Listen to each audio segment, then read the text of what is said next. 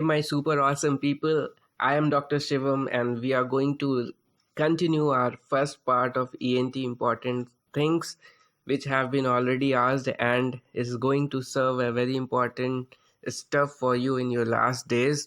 So just plug in your headphone and listen them all. So we have already discussed some of the important questions from ENT, some of the very logical, simple and easy ones which have a high probability of being asked. So ONID cell, HELAR cell we have already discussed will go into the paranasal sinus development. Now maxillary sinus and the ethmoid sinus are the two sinus which are present since birth. So this is the two sinus which is present since birth. And now what other things you need to know is ki when at all these developed fully, that is the maturity, and when it starts developing and when it is best seen in radiology. So these are some other questions surrounding paranasal sinuses. Now frontal sinus reaches adult size at the age of 20 years. Now there is one mnemonic for radiological evidence of sinuses. So first radiological evidence of maxillary sinus is, here it is given 5 to 6, but people say around 4 to 5 months, so something around that. So the mnemonic is 4164. So 4 is the 4 month for maxillary sinus. Then comes ethmoid sinus, which is 1 years is the ethmoid sinus. Then 6 years is for frontal sinus, and then 4 years is for sphenoid sinus. So this is the sequence of first radiological evidence of the paranasal sinuses in sequence. So 4 1 6 4, 4 months for maxillary sinus, 1 year for ethmoid sinus, 6 years for frontal sinus, and 4 years for sphenoid sinus. So this is the sequence you should remember. Now best radiological view to evaluate frontal sinus is Caldwell-Lick view.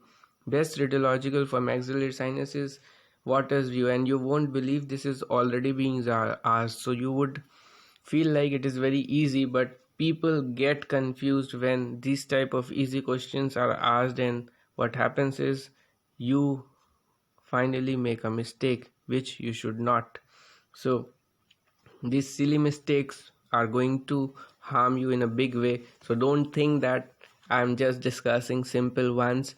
These simples one will raise your marks and ranks once you don't mistake them in your exam and you mark them correct. So best radiological view to evaluate sphenoid sinus is submento vertical view, and in Waters view also in open mouth you will be able to see sphenoid, but it is not the best view. Location of Bill's bar is in inner ear, and what it separates is it separates the facial nerve from superior vestibular nerve. Now if you see, this is the your internal auditory canal, that is IAC. So there is one formula called 7 up and below is Coca-Cola. So this is just for remembering purpose. Then here is superior vestibular nerve and here is inferior vestibular nerve.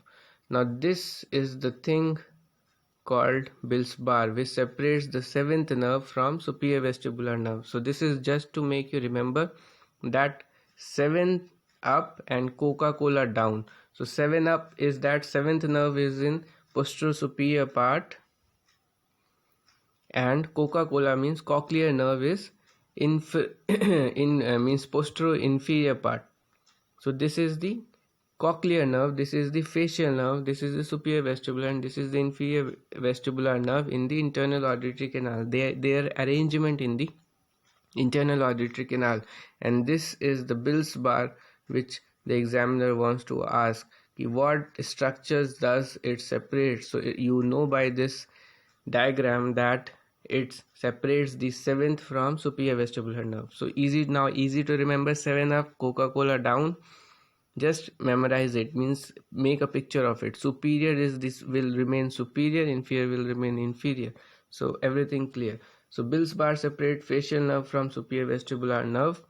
Cupula is located in ampullated portion of semicircular canal. Sensory organ of hearing is organ of Corti. Sensory organ of angular motion is crista ampullaris.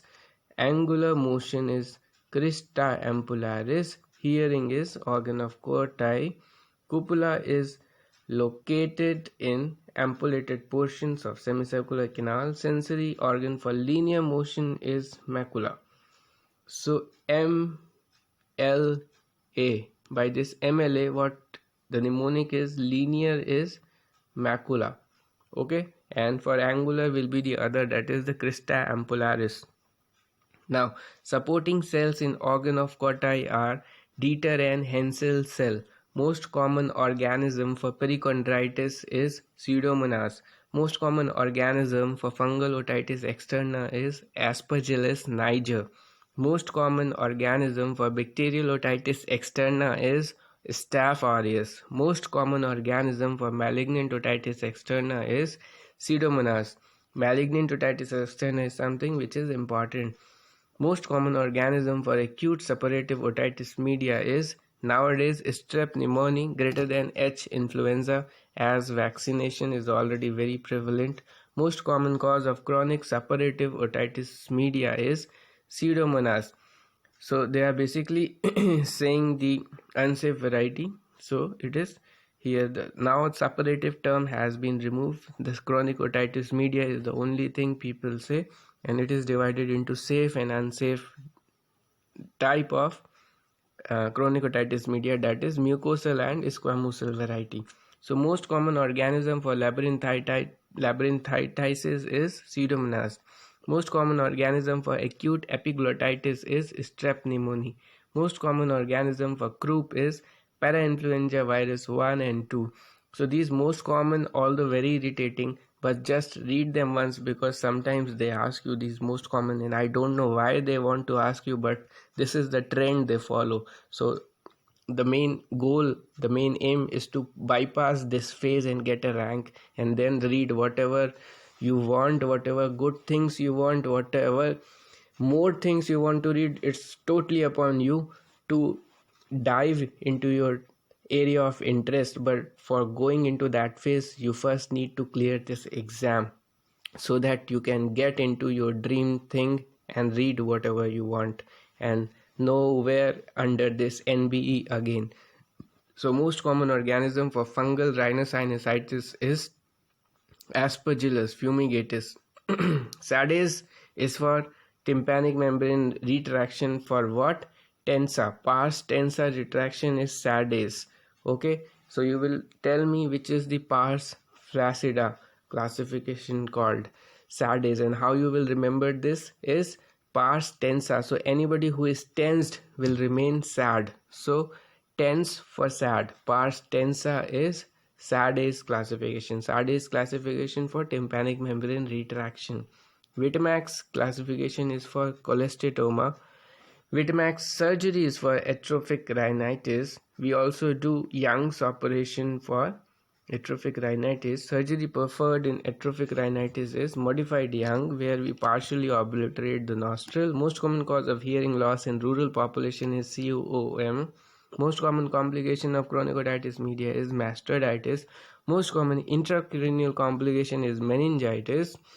Shortest and narrowest segment of facial nerve is labyrinthine segment.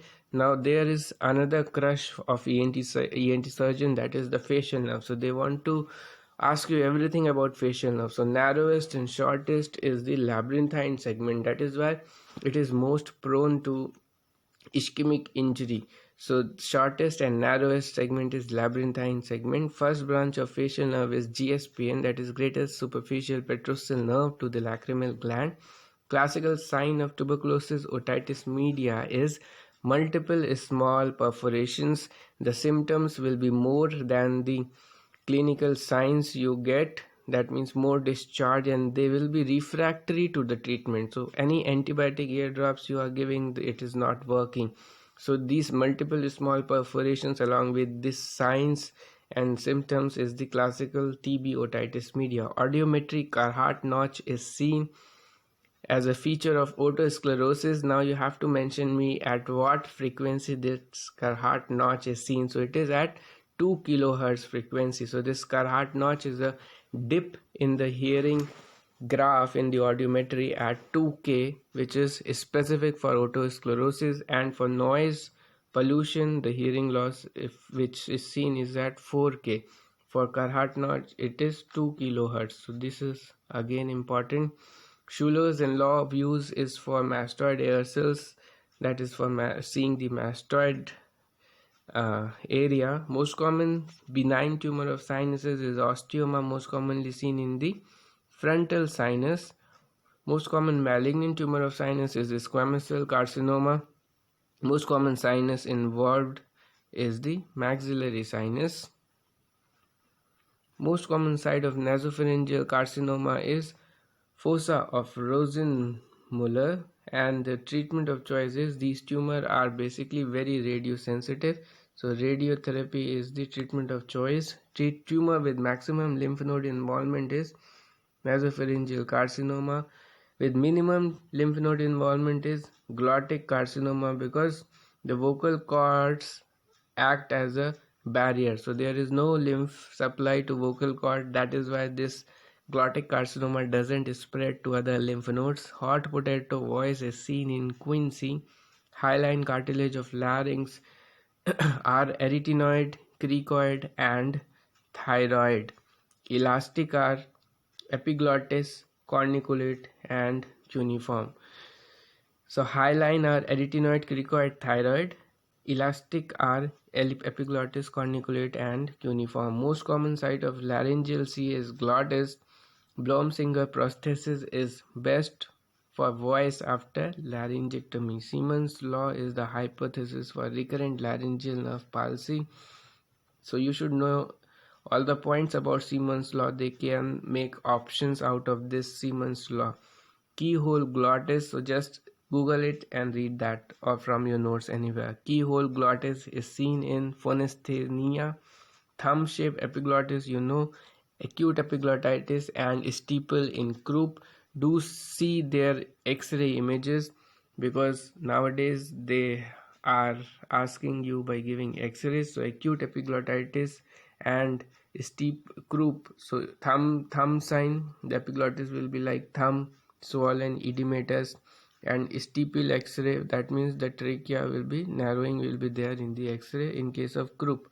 Omega shaped glottis in laryngomalacia, so there is narrowing of larynx. With the inspiration they collapse, so that is why there is omega shaped epiglottis in laryngomalacia. You can also Google it, you will get the picture of omega shaped glottis. So by seeing those picture, those fiber optic laryngoscopic picture or video, you should be able to diagnose this laryngomalacia, mostly seen in newborns or very young child and usually gets okay when the child grows. Turban epiglottis in TB larynx.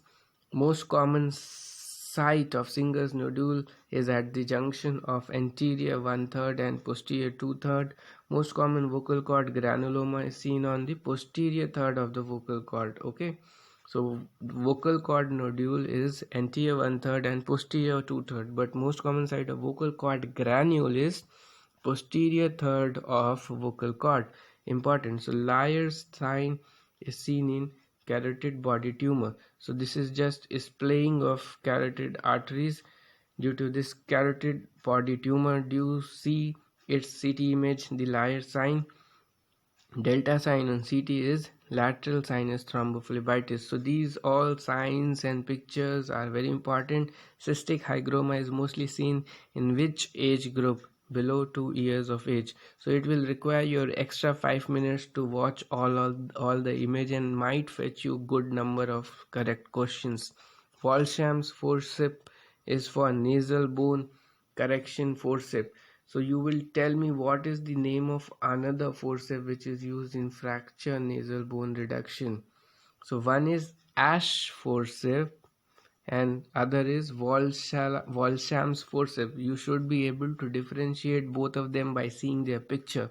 So Ash forceps is for septum, which is like this and this. So you have to see the picture, just Google them, you will get them. So Walshalom and Ash for nasal bone fracture correction.